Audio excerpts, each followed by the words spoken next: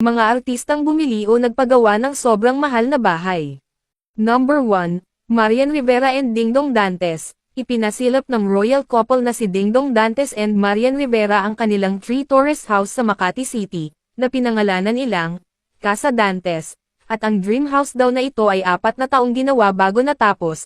Ito daw ang kanilang pinakamalaking achievement sa mahigit 20 years nilang dalawa sa showbiz, at umabot lang naman ng milyon-milyon ang pagpapagawa dito. Number 2, Vic Soto and Pauline Luna.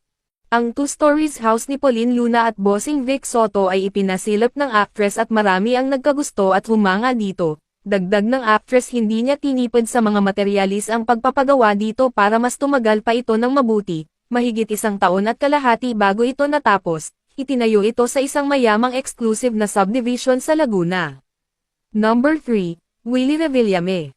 Alam naman ng lahat kung gaano kayaman ang aktor, host, comedian na si Willie Revillame. Marami na siyang mga ari-arian na nabili at mga mamahaling sasakyan. Isa na dito ang pagpapasilap niya sa kanyang lumang bahay na itinayo noong 1990s, ay may napakagarang design at puro mamahalin ang mga kagamitan nito sa loob. Nagkakahalaga ang kanyang bahay ng 145 million pesos.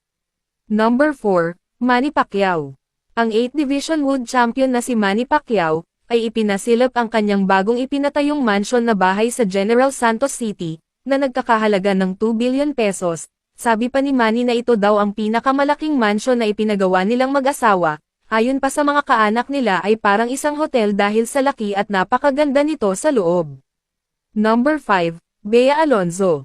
Ang actress, model, singer na si Bea Alonzo mahigit 20 years na sa showbiz, at marami na rin siyang nabiling mga properties, sasakyan at marami pang iba. Kamakailang lang ay ipinasilap ni Bea Alonzo ang kanyang bagong nabiling apartment sa Madrid na nagkakahalaga ng 30 million pesos.